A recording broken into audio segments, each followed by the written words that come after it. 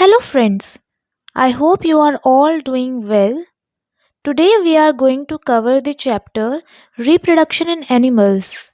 In this chapter, we will study about these topics. What is reproduction? Modes of reproduction. In this part, we will only cover sexual reproduction, male reproductive organs, female reproductive organs, fertilization, types of fertilization in which we will cover internal and external fertilization, test tube babies, development of embryo. But before we begin, like and subscribe to my channel if you haven't yet. Also press the notification bell for updates. So without any further ado, let's begin with it. सबसे पहले reproduction क्या है? The phenomenon by which living organisms produce their young ones is called reproduction. जब कोई organism अपने जैसे offspring या शिशु को जन्म देता है तो उसे रिप्रोडक्शन यानी जनन कहते हैं. It ensures that the continuation of species keep maintained generation after generation. It ensures कि species यानी जाति खत्म ना होकर हर जनरेशन में चलती रहे. Now, modes of reproduction. Reproduction can be categorized into two different categories. First, sexual reproduction, जिसे हिंदी में लैंगिक जनन बोलते हैं, and asexual reproduction, अलैंगिक जनन. आइए अब समझते हैं सेक्सुअल रिप्रोडक्शन को, जिसे हिंदी में लैंगिक जनन बोलते हैं. The male and female have different reproductive organs. These reproductive organs produce gametes that fuse to form a zygote. This zygote undergoes several changes to develop into a new individual. This method of reproduction is called sexual reproduction. Basically mail और female के अलग अलग reproductive organs होते हैं. ये reproductive organs बनाते हैं gametes को, जिसे हिंदी में बोला जाता है युग्मक. और ये युग्मक फिर जाके फ्यूज़ होते हैं या जिसे कहते हैं संलयित होते हैं या मिलते हैं ज़ाइगोट बनाने के लिए, जिसे हिंदी में युग्मनज कहा जाता है. फिर ये ज़ाइगोट काफ़ी सारी चेंजेस से गुज़रते हैं और इनसे ही मिलकर विकसित होता है एक नया इंडिविजुअल या एक नया offspring. This method of reproduction, इस रिप्रोडक्शन के तरीके को ही सेक्सुअल रिप्रोडक्शन यानी लैंगिक जनन बोला जाता है. क्योंकि हमने बात की थी सेक्सुअल रिप्रोडक्शन की, इसीलिए हमें ये ज़रूरी है समझना कि मेल रिप्रोडक्टिव ऑर्गन में क्या क्या पार्ट्स होते हैं और फीमेल रिप्रोडक्टिव ऑर्गन में क्या क्या पार्ट्स होते हैं. So this is the schematic diagram of male reproductive organ. इसमें अ पेयर ऑफ टेस्टिस होता है, जिसे हिंदी में वृषण बोला जाता है. 2 स्पर्म डक्ट्स होती हैं, शुक्राणु नलिकाएं, एंड अ पेनिस, जिसे शिश्न बोला जाता है. Testis, sperm ducts, penis. So ये जो टेस्टिस होती हैं, इनका फंक्शंस होता है कि ये मेल हार्मोन टेस्टोस्टेरॉन और स्पर्म्स को प्रोड्यूस करे. स्पर्म डक्ट का काम होता है टेस्टिस से वो स्पर्म्स को कलेक्ट करे और यहाँ लाकर पेनिस के थ्रू रिलीज कर दे. सो मेल रिप्रोडक्टिव ऑर्गन में क्या क्या पार्ट्स होते हैं? 2 टेस्टिस होती हैं, a pair of sperm ducts यानी शुक्राणु नलिकाएं, and a penis. As I mentioned earlier, testis जो है वो प्रोड्यूस करती है मेल गैमेट्स, जिन्हें स्पर्म्स कहा जाता है. मेल गैमेट्स यानी नर युग्मक, स्पर्म्स शुक्राणु. सो ये जो स्पर्म्स होते हैं लाखों की संख्याओं में प्रोड्यूस किए जाते हैं टेस्टिस के द्वारा. ये स्पर्म्स साइज में बहुत छोटे छोटे होते हैं यानी माइक्रोस्कोपिक होते हैं और सिंगल सेल यानी एक कोशिका के बने होते हैं. सिंगल सेल से बने होने का मतलब है कि ये खुद जी सकते हैं और अपनी लाइफ के प्रोसेसेस को खुद ही परफॉर्म कर सकते हैं. स्पर्म की टेल उसे मूवमेंट में मदद करती है। इसका मूवमेंट एक वेव की तरह होता है। ये मूवमेंट स्पर्म्स को एग तक पहुंचने में मदद करती है। So this is the schematic diagram of a sperm. This is the head, middle piece and this tail. So as I mentioned earlier that tail helps in wavy like movement for the sperm so that it can reach out to the egg. This is the schematic diagram of female reproductive organs. So there are a pair of ovaries जिसे हिंदी में अंडाशय बोलते हैं, a pair of oviducts और fallopian tubes भी बोला जाता है इन्हें, हिंदी में इन्हें अंडवाहिनी बोला जाता है, and a uterus, गर्भाशय. So now let us understand what are the function of these parts. So ovaries में फीमेल गैमेट्स प्रोड्यूस होते हैं जिसे ओवा एग कहा जाता है और यही ओवरीज उस ओवा एग को प्रोड्यूस करती हैं. इसके अलावा ये female hormone estrogen and progesterone को भी प्रोड्यूस करती हैं. फीमेल्स में हर महीने एक सिंगल मैच्योर्ड एग रिलीज होती है ओविडक्ट में, ओवरीज के थ्रू.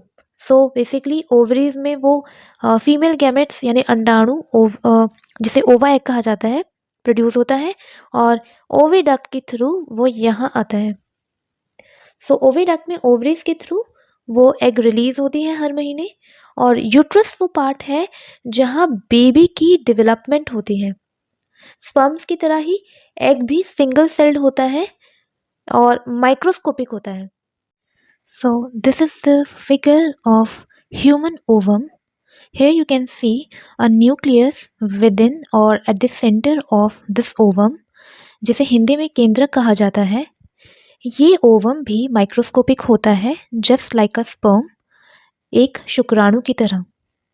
आइए अब समझते हैं रिप्रोडक्शन का पहला स्टेप, एक प्रोसेस जिसमें कि स्पर्म्स यानी शुक्राणु और एक ओवम यानी अंडाणु फ्यूज होते हैं और इस प्रक्रिया को ही फर्टिलाइजेशन यानी निषेचन कहा जाता है. So fertilization is the process of meeting of an egg cell from the mother and a sperm cell from the father. ये एक ऐसी प्रक्रिया है जिसमें कि एग सेल मदर से और स्पर्म सेल फादर से इनका फ्यूजन होता है, फ्यूजन यानी मिलना होता है. So the new individual inherits some characteristics from the mother and some from the father. तो इस फ्यूजन के कारण एक नई इंडिविजुअल का निर्माण होता है जिसकी कुछ कैरेक्टरिस्टिक्स सिमिलर होते हैं अपने मदर के जैसे और कुछ कैरेक्टरिस्टिक्स अपने फादर के जैसे होते हैं. इस प्रोसेस में काफ़ी सारे स्पर्म्स एग से फ्यूज करते हैं लेकिन one of the sperms come in contact with the egg. Fertilisation के दौरान एग का न्यूक्लियस और स्पर्म का न्यूक्लियस फ्यूज करते हैं सिंगल न्यूक्लियस बनाने के लिए जिसके कारण एक फर्टिलाइज्ड एग या जाइगोट बनता है. तो अगर मैं इन्हें एक फिगर से रिप्रेजेंट करूं तो ये अगर है ओवम और उसका ये है न्यूक्लियस, तो इस ओवम की तरफ काफ़ी सारे स्पर्म्स अगर देखा जाए तो उनकी भी हेड होगी और ये है उनकी tail, head tail head tail और ऐसे ही काफ़ी सारे स्पर्म्स आके उस ओवम के कांटेक्ट में आएंगे. फ्यूज़न के बाद ये स्ट्रक्चर कुछ इस तरीके से नज़र आएगा जिसमें कि ये एक जाइगोट यानी युग्मनज का निर्माण करेंगे और उस स्ट्रक्चर में आप देख सकते हैं कि न्यूक्लियस आपस में मिलते हुए यानी कि फ्यूज़ होते हुए नज़र आएंगे. कंप्लीटली फ्यूजन के बाद तो ये एक कंप्लीट एक न्यूक्लियस बन जाएगा. यानी मैंने आपको फ्यूजन से के दौरान वाली स्ट्रक्चर भी दिखा दी. तो ये है जाइगोट जिसमें कि दोनों न्यूक्लियस आपस में मिल जाते हैं. Now fertilisation can be divided into two categories. One is internal fertilisation and another one is external fertilization. So, in internal fertilization, the fusion of male and female gametes occur inside the female body, and in external fertilization, which is exactly the opposite of internal fertilization, the fusion of male and female gametes occur outside the female body. So, example of internal fertilization are humans, dogs, whereas the example of external fertilization are starfish, frogs, etc. Now, due to sexual reproduction, we can broadly divide animals into viviparous animals and oviparous animals. Viviparous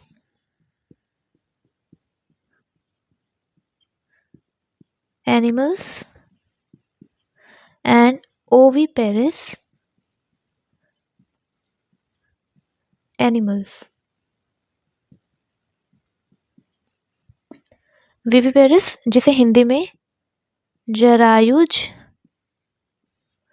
जंतु कहा जाता है and oviparous जिसे हिंदी में अंडप्रजक जंतु कहा जाता है. सो विविपेरस एनिमल्स या जरायुज जंतु वो एनिमल्स होते हैं that directly give birth to their young ones, जो डायरेक्टली बर्थ देते हैं अपने बच्चों को. ओके, सो ओविपेरस बिल्कुल इसका opposite. Those animals that lay eggs to give birth to their young ones. So वो जंतु जो एग देते हैं instead of directly giving birth to their young ones, just like कि विविपेरस में हम एग्जाम्पल मान सकते हैं ह्यूमंस का. सबसे बड़ा एग्जाम्पल ह्यूमंस, और डॉग्स भी हम ले सकते हैं, dogs, cows etcetera. Oviparous animals में हम ले सकते हैं बटरफ्लाइज,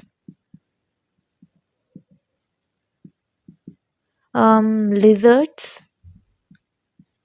frogs.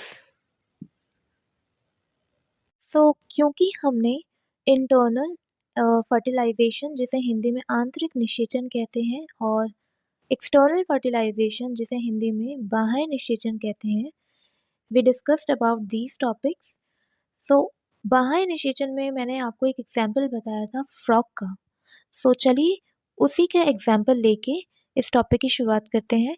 रेनी सीजन या स्प्रिंग के सीजन के दौरान फ्रॉग्स और टोड्स अक्सर मूव करते हैं किसी झरने या स्लो फ्लोइंग स्ट्रीम्स की तरफ. तो वहाँ क्या होता है कि मेल और फीमेल एक साथ पानी में आते हैं और female hundreds of eggs produce करती है at the same time. But in अंडों में मुर्गी के एग्स की तरह शेल की कवरिंग नहीं होती. ये कंपैरेटिवली बहुत डेलिकेट होते हैं और जेली की एक लेयर एग्स को एक साथ रखती है और इनकी प्रोटेक्शन भी करती है साथ में. तो जब फीमेल एग्स देती है तो मेल उस पर स्पर्म्स यानी शुक्राणु डिपॉजिट करता जाता है. स्पर्म्स अपनी लंबी टेल की मदद से वाटर में इधर उधर मूव करते हैं और तैरते हैं. Sperms come in contact with the eggs then, जिसके कारण फर्टिलाइजेशन यानी निषेचन होता है. अब यहाँ क्वेश्चन बनता है कि why do fish and frogs lay eggs in hundreds. इतने ज़्यादा अमाउंट में क्यों एग्स प्रोड्यूस करते हैं जबकि मुर्गी एक समय में केवल एक अंडा ही देती है. सो क्योंकि सारे अंडे फर्टिलाइज नहीं हो पाते फ्रॉग्स के, हालांकि ये हंड्रेड्स की संख्या में अंडे देते हैं और लाखों स्पर्म्स रिलीज करते हैं, लेकिन इन अंडों और स्पर्म्स को लगातार वाटर की मूवमेंट, हवा और बारिश को झेलना पड़ता है। इसके अलावा तालाब में दूसरे ऐसे एनिमल्स भी होते हैं जो फीड करते हैं इन एग्स पर। इसीलिए large number of eggs and sperms का प्रोडक्शन होना ज़रूरी है ताकि इनमें से एटलीस्ट कुछ अंडे फर्टिलाइज्ड हो। Now the next topic is test tube babies. I know many of you might have heard about this term before, but let me clear you about this is that test tube babies का मतलब बिल्कुल भी ये नहीं है कि उनको test tube में ग्रो करवाया जाता है। बेसिकली इसमें होता ये है कि कुछ विमेन में ओविडक्ट ब्लॉक्ड हो जाती है। Oviduct as I explained it earlier कि ओवरीज में जो ओवम प्रोड्यूस होता है विमेन में, वो रिलीज़ किया जाता है थ्रू फेलोपियन ट्यूब्स या जिन्हें ओविडक्ट कहा जाता है, और ओविडक्ट से ही यूट्रस में बेबी का जन्म होता है। काफ़ी सारी विमेन में ओविडक्ट ब्लॉक हो जाती है और these women are unable to bear babies. ये बर्थ देने में असमर्थ होती हैं क्योंकि स्पर्म्स एग तक पहुंच ही नहीं पाता और जिसके कारण फर्टिलाइजेशन नहीं हो पाता। इन केसेस में डॉक्टर्स क्या करते हैं? डॉक्टर्स कलेक्ट करते हैं freshly released egg and sperms और फिर इनको कुछ आवर्स के लिए साथ में रख दिया जाता है IVF यानी इन विट्रो फर्टिलाइजेशन के लिए। इन विट्रो फर्टिलाइजेशन का मतलब है fertilisation outside the body, body के बाहर फर्टिलाइज होना। अगर तो फर्टिलाइजेशन हो जाता है तो जाइगोट को लगभग 1 हफ्ता लग जाता है, डेवलप उसको करवाया जाता है 1 हफ्ते के विदिन। आफ्टर दैट जाइगोट को मदर के यूट्रस में प्लेस कर दिया जाता है। यूट्रस में ही जाइगोट को पूरी डेवलपमेंट दी जाती है, यानी वहीं पे उसकी पूरी डेवलपमेंट होती है और उससे एक बेबी का जन्म होता है जस्ट लाइक अदर बेबीज़। और वो बेबीज़ जिनका इस टेक्निक के थ्रू, इस मेथड के थ्रू जन्म होता है, उन्हीं को टेस्ट ट्यूब बेबीज़ कहा जाता है। Now the question arises, how could a single cell become such a big individual? कैसे एक सिंगल सेल एक बड़े इंडिविजुअल का निर्माण कर देती है? इसके लिए चलिए एक नया कंसेप्ट पढ़ते हैं जिसका नाम होगा डेवलपमेंट ऑफ एम्ब्रियो, भ्रूण का परिवर्धन। फर्टिलाइजेशन के कारण जाइगोट बनता है और जाइगोट से ही शुरुआत होती है एम्ब्रियो के निर्माण की, जैसा कि आप इस फिगर में देख पा रहे होंगे अपनी स्क्रीन पर। जाइगोट बेसिकली डिवाइड होता रहता है रेपिडेटली ताकि वो एक बॉल ऑफ सेल्स बना सके। ये सेल्स, या जिसे हिंदी में कोशिकाएं कहा जाता है, ग्रुप्स बनाना शुरू करती हैं और प्रोड्यूस करती हैं अलग अलग टिश्यूज़ या ऊतकों को, और इन्हीं टिश्यूज़ से बॉडी के अलग अलग ऑर्गन्स या पार्ट्स, जिसे हिंदी में अंग कहते हैं, बनते हैं। इसी विकसित होती हुई स्ट्रक्चर को एम्ब्रियो कहा जाता है। ये एम्ब्रियो यूट्रस की वॉल के अंदर ही रहकर डेवलप होता है। यूट्रस में एम्ब्रियो का कंटिन्यूअस डेवलपमेंट होता रहता है। धीरे धीरे डिफरेंट ऑर्गन्स जैसे कि हैंड्स हो गए, लेग्स हो गए, हेड, आइज़, ईयर्स, इन सब का भी डेवलपमेंट होता है। वो स्टेज जिसमें एम्ब्रियो के सारे बॉडी पार्ट्स को आइडेंटिफाई किया जा सके, उन्हें पहचाना जा सके, उसी स्टेज को फीटस या हिंदी में गर्भ कहते हैं। जब फीटस का डेवलपमेंट कंप्लीट हो जाता है तो माँ बच्चे को जन्म देती है। Guys, this was the first part of the video covering this chapter. If you like the video and want another part of it, then do comment. Till then, bye bye.